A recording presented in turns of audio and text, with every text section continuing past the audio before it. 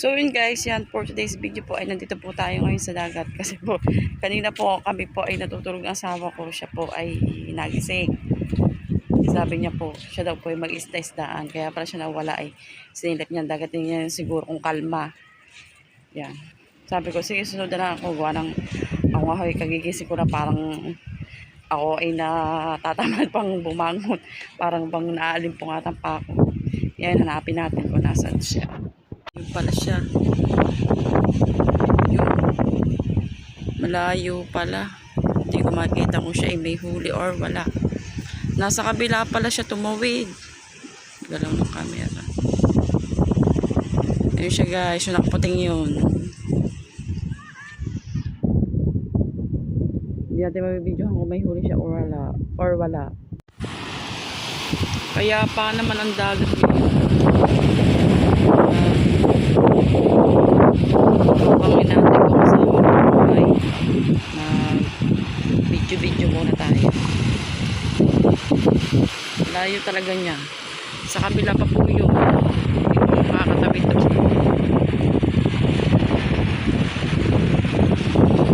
Lurang na pala talaga na buwanga ng ilog. Guys, yung mga resort na nasira. Pero itong kabilang ito yung bagong resort. Yung sa anak ni ayaw natin mention ang pangalan. Dati dito guys ay mga resort. Kaya lang mga naka-install na siya ng ilog. Tanda ko nga rin dati ay halos tuwing summer ang daming artista dito sa amin. Tapos malayo siya, malayo ang dulo or ang ilog. Napakalayo dati guys. Hindi nakagaya ngayon.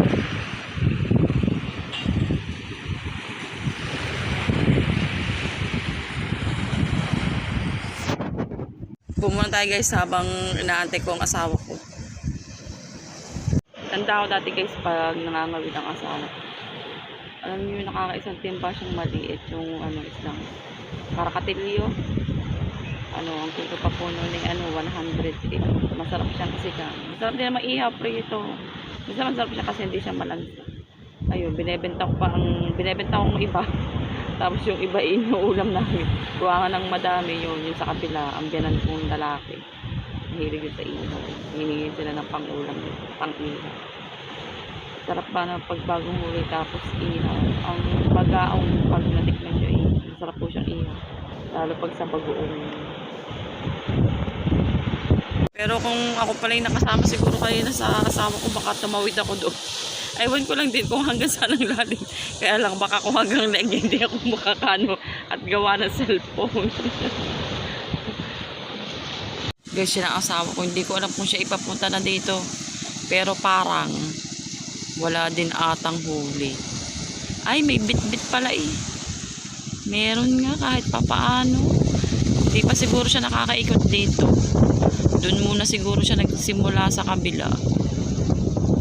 May hawak nga.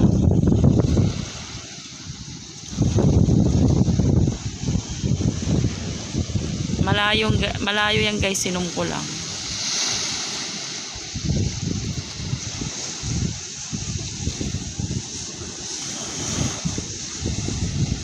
Akala ko'y tatawid na, hindi pa pala guys. Yun.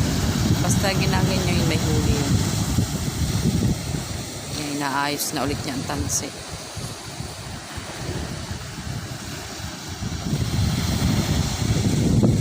Totoo lang guys, okay po hindi pa nakakaligo. Simula kahapon. Di ba sabi ko magabi hindi ako nakaligo. Kanina po yun, nagsip po ako ng 4. Kahapon po kasi bumili ako ng linoleum. May excited po ang lagay. Yan. Bago matapos ang mga gawain, siguro mga 5 na ng madaling araw ay nilagay ko na linoleum. Tapos yung mga natirang wallpaper, pinagkabit-kabit, yung ibang part hindi ko nalagyan ay nilagyan ko na rin kahapon. Dahil sayang wallpaper. Tapos yung isang wallpaper na pinili ko, yung kulay puti, nilagay ko din sa kwarto. Hanggang sa dumating ang asawa ko, umuwi siya ng tanghali, sabi niya sa akin, hanggang ngayon ay nagiging ka pa rin. Madaling araw ko pa dyan sa kusina. Pagdating niya, nandun ako sa kusina. Gawa ng pagkatapos ko sa kusina, Sa kwarto naman ako nagdiretso at nilagyan ko nga ng wallpaper, kulay puti yung kwarto. Tapos may natira pa akong konti doon sa kusina. Eh may mga part na hindi ako nalagyan kahapon. Yung mga, sabi ko hindi ko lalagyan yung mga, ano po man tawag din, yung mga kahoy na magagaspang. Tinanay ko kanina, nalagyan na naman siya yun. Kaya sabi niya maghapon ka na dyan sa kusinang yan eh. Tatawid na ata guys ang aking asawa. So, tinabi na yan dun sa, sa tabi yung kanyang pangawid. Baka wala. Ano tawag din, madalang.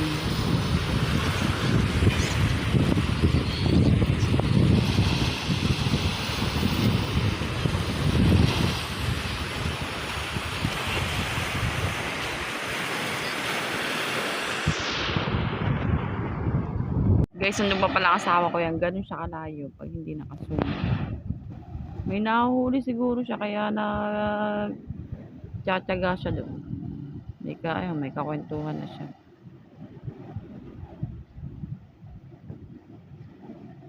Yan, ewan ko kung tatawid na talaga. Baka it's a prank na naman Parang ako'y napaprank ng aking asawa. Ay, tatawid na talaga. Yun guys, Hindi nga pala ako ari. Hanggang dibdib pala niya.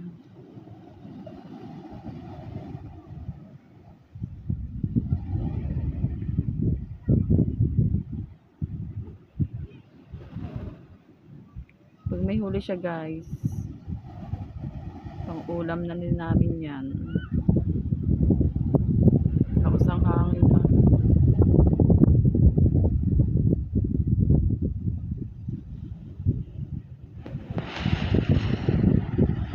Hindi makabilis ng lakad Akala nyo lang po'y malapit na yan pero may malayo-layo at nakasum nga po.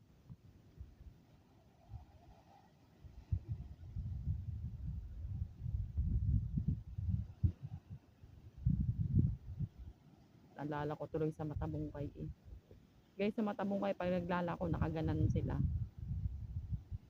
Habang hawak-hawak ang balde at cooler. Kasi po yung mga bisita na nasa balsa kaya kailangan ay lumangoy.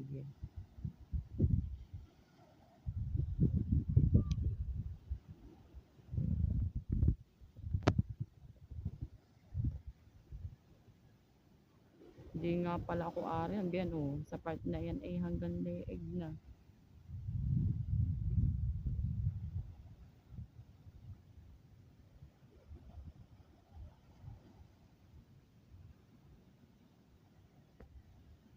Sino kaya yung kausap niya ngayon?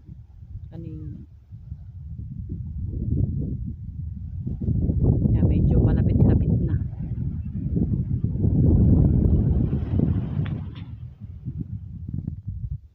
Lapit na tayo guys. Pag ako lang pala naglalakad ang galaw ng aking kamay. Yan.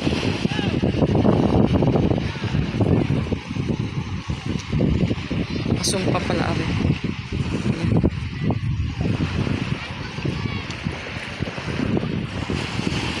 May huli ka?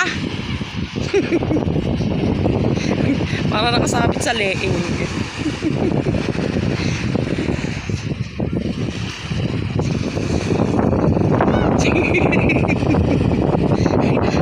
Akala ko'y kwintas Akala ko'y bago usong kwintas Ako guys, ari lang ang huli Baga Uy, patigil ba? Pauwi na kami guys. Konti. Hindi ko pala kayang tumawid sa kabila na Akala ko may nahuli ka. Si Gucci nga dumaan. Wala daw, wala.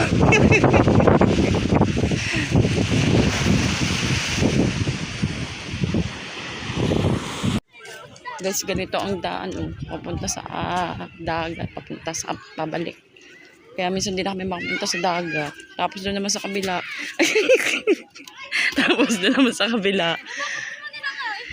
Doon naman sa kabila. Aakit ka sa bakod. Yeah, kaya tayo.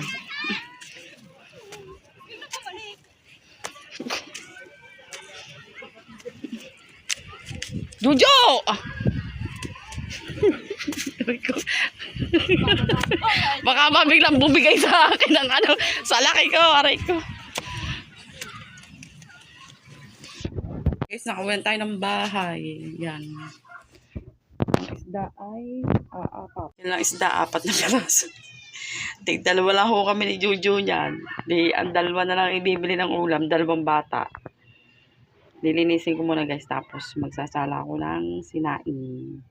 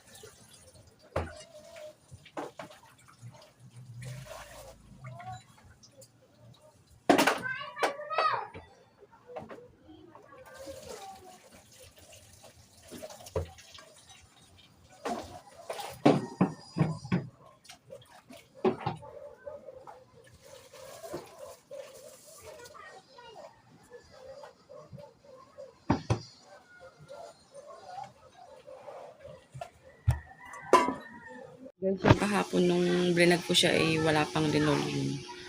Tapos nung hapon, niyakag ko ang asawa ko bumili ng ulam.